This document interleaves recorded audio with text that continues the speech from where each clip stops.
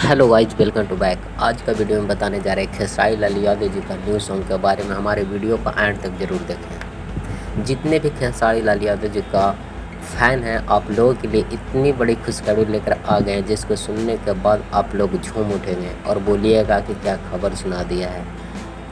Hit machine Khesari Lal Yadav ji का fan को इंतज़ार था और बेचैन थे कि अगला गाना कब आ रहा है, किस चैनल से आ रहा है, कौन गा रहा है, कौन लिखा है, कितना बजे रिलीज़ किया जाएगा। आपका भाई आप लोग के लिए सारा डेटा लेकर आ चुके हैं। उससे पहले मेरा नाम प्रमोद कुमार, आप देख रहे हैं भोजपुरी और मेरा वीडियो अच्छा लगे तो लाइक और शेयर ज़रूर करें ताकि हिट मशीन खेसारी लाल यादव जी के फ़ैन तक पहुँचे और पता चले कि अगला गाना कब आ रहा है, किस चैनल से आ रहा है।